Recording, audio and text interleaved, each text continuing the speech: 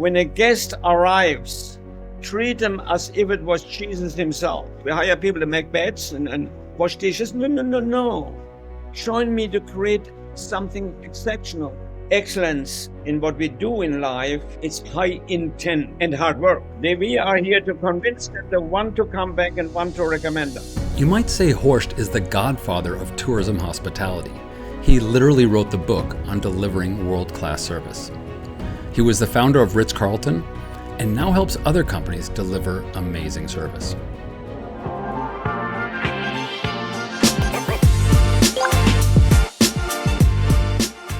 Hello. I bought the ebook and I got the audiobook. I listened to both and I read the other one. But wait a minute, Doug. After you read it and heard it, you're a better man, aren't you? Honestly. Yeah. It was so good. So let's start with this. What's the right mindset for somebody to have who's starting out in hospitality? How should they get their head screwed on right? First of all, because one has to understand, if you come into this industry, your life changes because your friend will say, what we're going to do New Year's Eve, and you say, I'm going to work. Let me tell you something about hospitality. And if you know that, then you know what it's all about. The first teaching on hospitality was done in the year 500, when Saint Benedict wrote to his monasteries, when a guest arrives, treat them as if it was Jesus himself. Even if you're on a fast, break it. Have dinner with them after you wash their feet. That is hospitality. And I have to question myself in hospitality. How close can I come to that? How can I care that much and think that that guest is so important, each one of them? It doesn't matter who they are. And that I will really, that it is about them and not about you anymore. That you show them care at the same time that you're professional, that you're not a servant. I never want a professional in hospitality to be a servant.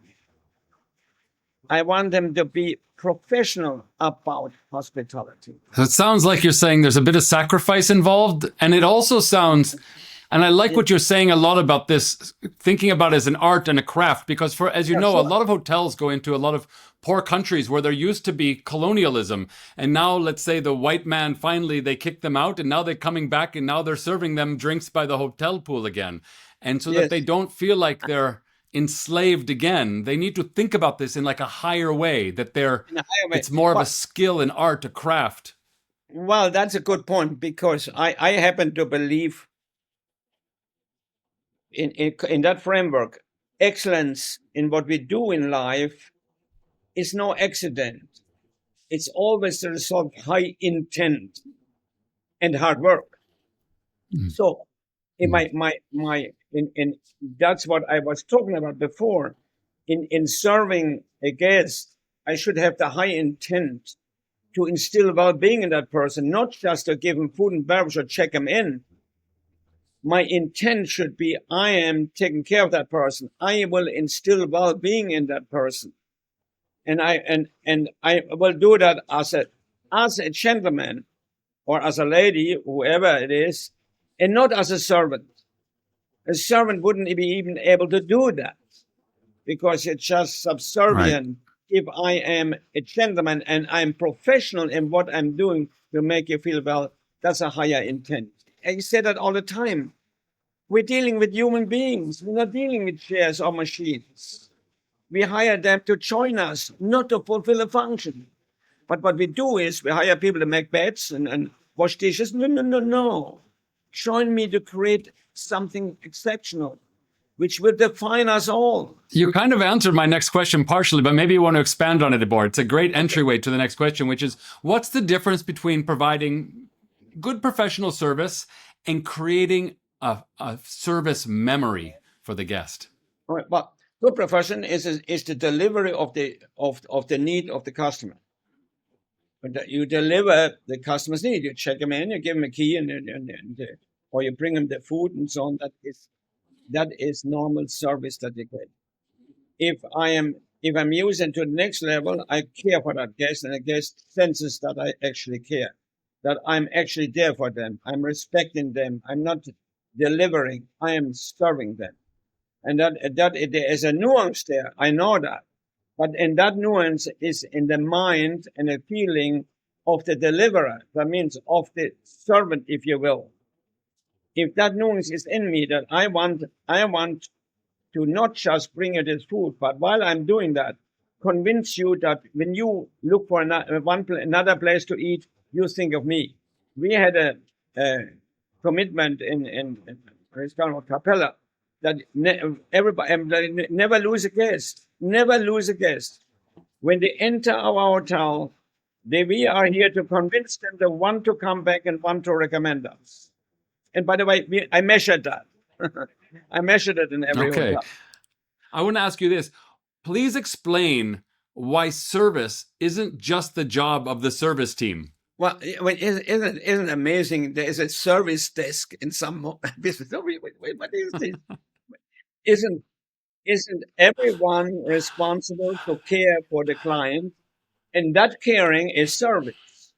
Everybody that walks into my hardware store is a guest of mine. I cannot convince him with my hammers that I have a better product because they can buy the hammer somewhere. But I can convince them that if everybody that works with me cares for that guest, that customer that walks just into my hardware store, if you will, or in my coffee shop, or in whatever. I love that about the service desk. That made me laugh when I read that in your book as well. It's a very funny observation. Let me ask this one. This is one of your most famous things that you've done as well. Please explain the implications about thinking of your customers, your guests, as a lifetime customer versus an overnight customer, and how that led you to your $2,000 rule. Yeah, well, the empowerment part, of course, each employee is empowered. Okay. And people say that, but then they cannot make a decision for $3. Over 95% of the guests that complain, all they want to do is get rid of their frustration. They don't want anything. They're frustrated because the TV didn't go. And they don't go to the service desk. They go to the first person that will listen. And if that person doesn't accept the complaint, it's not my TV, I will tell them the anger goes up rather than ends. If, however, the person that accepts the complaint says, forgive me, please, meaning the busboy in the morning in the coffee shop, the guest that complains his TV didn't work, the boss says, please forgive me, I'm sorry. In that moment, the complainer feels embarrassed that he even complained. It's gone. And if the busboy now takes the next step and says, I will make amends, I will buy you breakfast, you now moved a terrorist to being an ambassador for you. It was also clear to me that the average guest was 43 years old. I knew that, of course.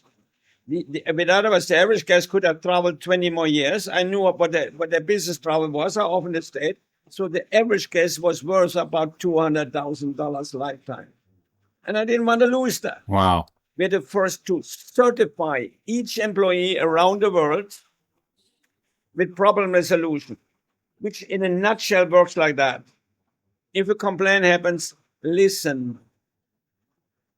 Number 2, show empathy. Number 3, apologize. Number 4, make amends and delight. So this guest gives you a chance to delight them. That's the moment. I'm here for you. Yes, I buy you breakfast. Yeah. I'm sorry. I will send you something. And I will fix the problem. I'll tell you this. I went to a health club to go training last week, and I thought of you. And the reason I thought of you is when I walked in the door, the person behind the desk, and Swedish people are not really known for this, she just went, hey, welcome. I'm so glad you're here. And I said, Horst Schulze would hire you in 3 seconds. I thought of you immediately. Talk to me about that greeting and why it's important in the beginning. And I'm not kidding. If I would have been in the business, I would have said right away, wait a minute, here's my card. If you need a job, call me. No kidding. Why is it important? I work with behavioral analysts in the University of Colorado and the University of Frankfurt. And they make it very clear that you are making a subconscious, if you meet somebody, you're making a subconscious decision about them when they come within 10 feet, 3 meters of you. But they're making a decision about you. We knew that. So we might want to make sure that that is a positive decision. So whenever we make it very clear, it is very clear, whenever a guest comes within foot, interrupt anything you're doing. Look them in the eye and say good morning or greet them, give them a warm greeting. Don't say hi, because hi means we're equal. You are not important to me. But if I say good morning, sir, how are you? Welcome. I'm saying I respect you and I'm professional. And if you do that within 10 feet, we knew with J.D. Power and 400,000 comment cards back to the early comment cards. J.D. Power analyzed for us many years ago, 40 years ago, and came to the conclusion whenever the first contact was a good one, never did a complaint follow. Wow. We put a positive in their mind. Whenever the first contact was not positive, always did complaints follow immediately. Always. This is 100%. Knowing that and knowing from behavioral analysts that they make up your mind, well, of course, then we taught our employees, no matter what you're doing, when somebody comes within 10 feet, you give them a warm welcome, an elegant welcome. You're giving them a message that you're a lady or a gentleman and that we are honoring them, that we respect them. Welcome, sir. Welcome, ma'am. Good morning. How about this? How do you get them to bring their own personality into it? Like if it's a shy person or if it's a loud person, do you train them on this, or do you get them to just try to be the best version of themselves? We had 4 processes. We made sure that people would do it. Number 1, when we interview people, we already told them that's who we are. Number 2, orient them. The first day of work is orientation. In the orientation, we taught them the first day behavioral elements, including how to say hello. We role played. We teach that today. In 20 days, we teach it again. Tomorrow is number 11, 12, 13. You cannot go to work. We repeat it. So either you changed your behavior by us orientation so on already when teacher, or we slowly create a habit in you to do those things. How do you retain your best people? Well, by offering them opportunity and belonging. It's the belonging part. No, I mean, listen, it's the belonging part. There was a big survey made many years ago when 3 million people were surveyed, as far as I remember, Europe and US. And the question was asked, what do you ideally want in a job? And guess what number 1 was? A sense of belonging. But we don't offer belonging, we offer a function. That's the point. Join me. Be part of something. Why do kids join gangs? Because they want to belong. Why do we adults join a club? Because we want to belong. Interesting. And in creating that sense of community and belonging, do you have tips for people who are 3-star hotels or kayak rentals or places that, they can't say that they're the best in the whole place? Like, how do they create that? Well, you still have to have purpose, create your purpose, who you want to be, what you want to be seen as, and then question yourself as the leader. Is that purpose good for everybody? Is it good for the investor? Is it good for every employee? Is it good for the customer? Is it good for society? And once the answer is yes, you, the leader, have no more right to change it or compromise it. Let me ask you this. If, let's say you're dropped in as the GM at a 3-star hotel with an average 100 rooms and an average thing, do you think you're going to get better return on investment running a kind of a boot camp on service and really tuning up the service to as high a level as possible, or on remaking the hotel? I know you don't have all the facts and figures in front of you, but just as a general rule of thumb, do you think, is service maybe the best return of investment that almost any organization can do, investing in teaching their staff? Simple answer. A very new survey made with the American consumer came up with the answer. that the American consumer, 80% of the American consumers say, I will deal with you if you care for me, even if I could buy the same product for less next door.